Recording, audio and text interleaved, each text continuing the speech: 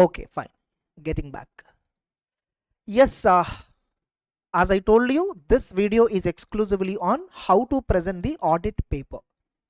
You know, there are four important things that you must remember. There are four important things you must remember. There is no first and foremost thing, though I kept it as a third point, is there is no standard format of presentation. Like for example, sir, how to present the audit paper answer, how to present law paper, how to present theory papers for that matter, for first of all. Like, you know, right from my CA Inter, when I am studying IPCC, from those days there is one format which is very popular. That is, first we mention about something called facts of the case. Then we mention about analysis and provision. Facts of the case, provision and analysis, or analysis and provision, and conclusion. This is one format in which we present. But when I recently see many certified copies of students who are scoring more than 80 in audit, especially audit papers, if you are looking at, who are scoring that too 80 plus in audit, none of them have followed this format. You can cross check. I even made one video where a student scored 80 plus in audit. Okay, none of them have followed this format. You can cross check. In fact, one format which I found in many students who scored extraordinary marks, the format which I found is, you know, for example, no, going concern related material uncertainty question came in the exam. CA Inter Audit, I hope you are all able to, you all know this concept. I hope you all know this concept. CA Inter, going concern is there. For example, going concern material uncertainty.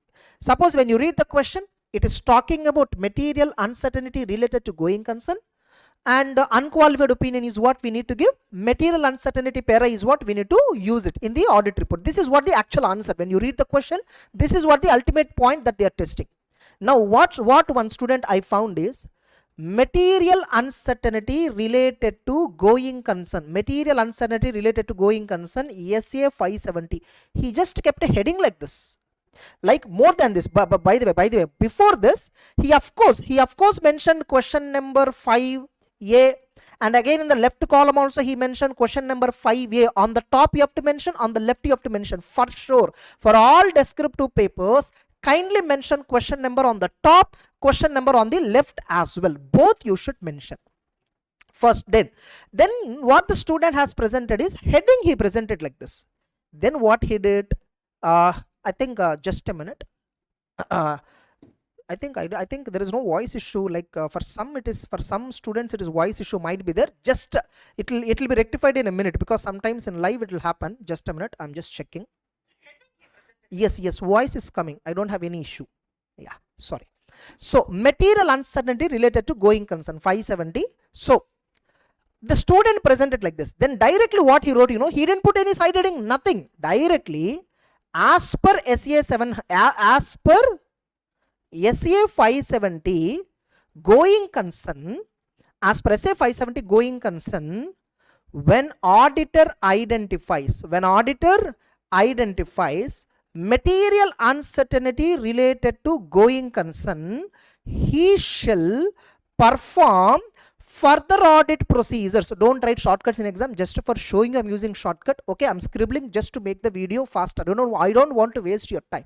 Getting it? So he shall perform further audit procedures such as like inquire management about the cash flow pattern, reliability of data used, all that. Some points were there.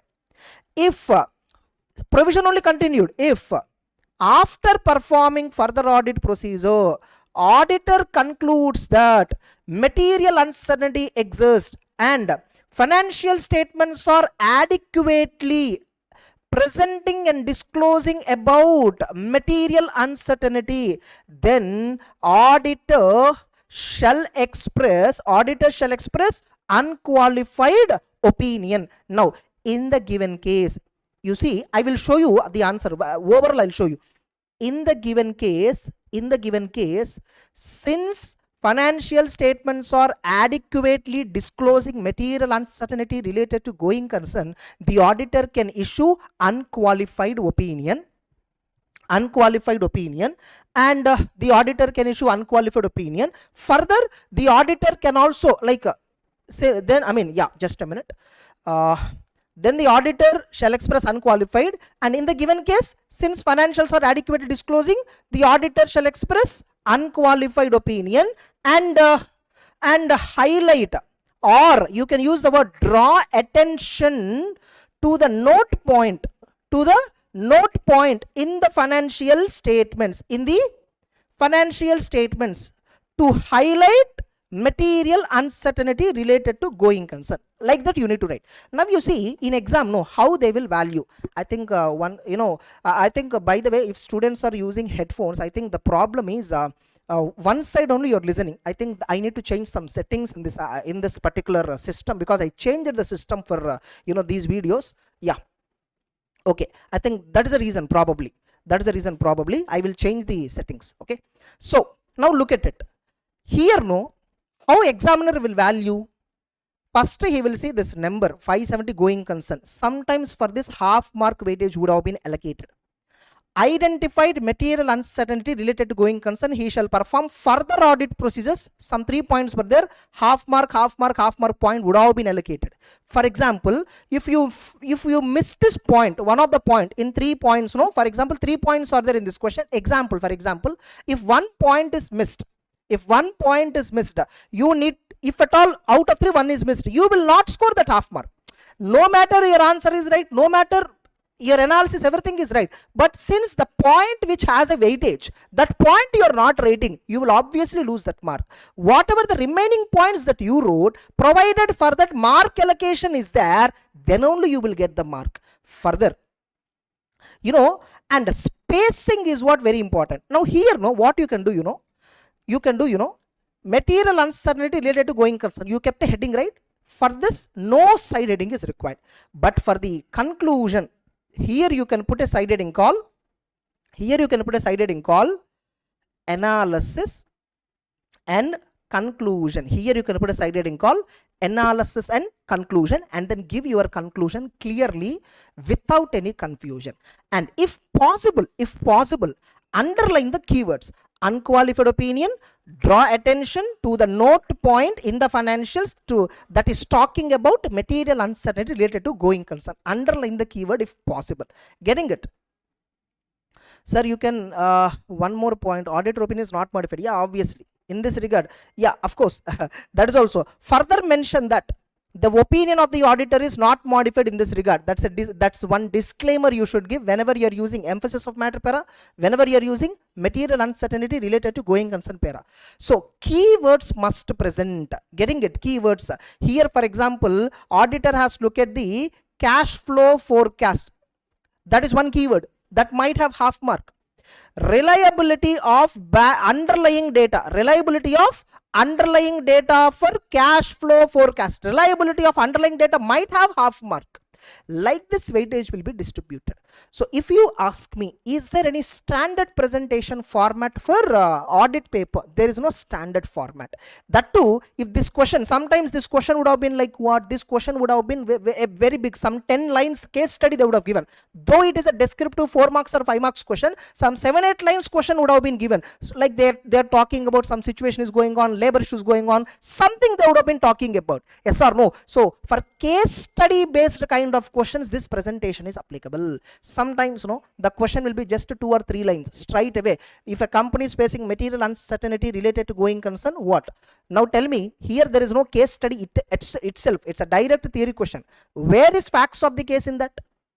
Depending upon the question type, facts of the case should be presented or not, we must understand. That is why, irrespective of all this, what is the best way to present is, after you read the question, what exactly they are testing in the question, you will understand. You know how to sync it with the concept you learned.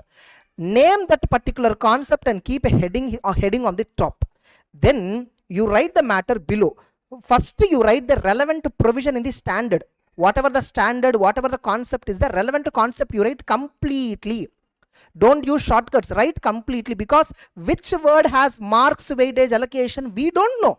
We absolutely don't know. Completely you write. Then finally you give analysis and conclusion. In the analysis and conclusion also you have to clearly write what happened in the real case. Compare that with the provisions. Compare that with the provisions as discussed above, and then give your conclusion. That's it. Once you complete the answer, you always keep a mark like this, answer is completed. Okay, suppose if the answer is going to the next page, then don't use this. You can instead of use the word page turn over, like page turn over. That's it. So this is regarding one. So what is most important? Keywords is must. Now what are the keywords in each and every concept? What keywords will have weightage in the exam, we also don't know. That is confidential. Getting it? For every attempt they might change. Okay, so that is why always read from a proper material, so that if you read a proper sentence, you can at least produce half of it. Then highlight the keywords, whatever you feel keywords according to you. No standard format, as I already told you, and there is no shortcut to success. Tomorrow is your exam. Go, do well. Whatever you did until this moment, it's okay. Whatever you did, you may have lots of worries. You may be fearing about tomorrow's exam. How will I qualify? Forget about the result. You study the remaining time that you have. Still you are having some 7-8 hours of productive time from even 7 o'clock evening till the next day afternoon 12. After excluding your sleep time, all that break times, you still can study 6 to 7 hours productively. You do well, use the 6 to 7 hours. Do go to the exam hall, present well, maintain a calm and peaceful mindset. When you're solving MCQs, read twice the MCQ what they're asking. Are they asking to find out something? Are they asking you about negatively? Which of the following is not? Sometimes that's how a question will be asked. Getting it? Which of the following is inappropriate? They'll ask. Which of the following is odd one? They'll ask. Which of the following? Right question is what? Which of the following is right? Which of the following is appropriate? That's a very simple question. I hope you understood. Sometimes no. You can also have, I will also give you for MCQs, you will have 4 types of MCQs. In MCQs you'll have 4 types. Right, 1 wrong answer. 4 options will be there, right? 3 right answers will be there, 1 wrong answer will be there. Another MCQ style will be wrong, right. Another style MCQ will be not wrong, but right. Not right, wrong. These are the 4 different ways MCQs are possible. Getting it? These are the 4 different ways. This is simplest one. 3 right answers they'll give you an MCQ, 1 wrong answer. 3 wrong answers will be there, 1 right answer. These 2 are medium level MCQs generally. These are medium and below medium, easy level. Hard and extreme hard is this. Getting it? Not right, not wrong, but right. Like all the above 3, for example, above 3, they are not wrong, they are right only. But this is even more right. For example, SA 501, it deals with inventory, right only. Yeah, not wrong, that is not wrong. SA 501 deals with existence of inventory. Yes, that is also not wrong. SA 501 deals with condition of inventory. That is also not wrong. That is correct only. Last option will be SA 501 deals with existence and condition of inventory for which auditor has to obtain sufficient appropriate. Among all these 4, 4th option appears more complete and more right. That's so. Are you getting it? So like that 4 MCQs will be there. Suppose when you see all the 4 options, you felt like 4 options are wrong only, or the 4 options are right only. Which one is? Then you apply not wrong and right approach, or not right and wrong approach. You apply this logic, then you will figure out one correct answer exactly. That's it. This is how you should mainly focus on. This is how you should actually tackle MCQs. I hope you're all clear on this. Okay, so given you MCQs related identification technique, presentation related one, there is no specific rule on presentation, but always heading is must. Once you put the question number, below heading what exactly the question is dealing with, which concepts they are exactly testing, put a precise heading. Getting it? Further, there is no such rule like you should write 2 pages answer, 3 pages answer. No such rule. You can write whatever is relevant, you write. That's it. Most suggested answers, most of the scheme of valuation, they will have only one side answer for a 4 marks or 3 marks question. One side answer only will be there. That too, since it's a typed format, it's half page only. In our paper, it will be at least 1.5 page it will come. That's it. Okay. So, long story short, there is no specific presentation format. What is important is your handwriting should be legible, means it should be easily understandable. Spacing you maintain. First, whatever the concept you are writing, below conclusion you are giving, space should be there. One line at least space should be there, so that okay, this is concept, this is conclusion. Give side headings also if possible. Very simple, give side headings also. That's it. Bharadwaj is asking one thing, strategy video. I already uploaded my regular video itself, first part. That alone you please watch it. Then you remaining whatever the pending part is there, can you read on your own, you will understand. That's it. So again one more student is asking, what is the order of MCQ and descriptive? First you always go with MCQs. That's what I always tell. First go with MCQ because 30 marks weightage and there is a high chance that you can score 30 out of 30. In audit, descriptive, cent person scoring is bit tough for many because of the kind of books they follow, kind of preparation they do, all that. But if at all you're conceptually clear, 30 out of 30 MCQs can be damn sure possible, very much possible, high possibility. So first always go with MCQs, then come to a descriptive. Getting it? Now you will have 15 minutes reading time, right? Audit paper and all, not a big deal because 3 hours is really enough, more than enough time. It's more than sufficient time. So 3 hours is technically, honestly sufficient, more than sufficient. So in audit, we generally do not face time crisis. We face in practical papers like accounting, financial management, costing, time issue, tax paper, but not in audit and law. Audit and law, generally time will be more than enough for many students. Getting it? That's it. 7 to 8 marks questions are impossible in audit, or most of the questions will be maximum 5 marks or 4 marks or 3 marks. 5, 5, 4, 5, 5, 4, 5, 5, 4, like that the combination will come, or 4, 4, 3, 3. 4, 4, 3, 3. In a particular question, 14 marks, right? Each question, 4 plus 4, 8, 3 plus 3, 6, 8 plus 6, totally 14. Any of this combination they can ask. That's it. So I have clarified all your queries. Okay, that's it. How much a man get for his 1 day preparation? It depends upon his perfection. It's not about 1 day, 2 days, all that. Okay, take care, all the very best. Bye bye.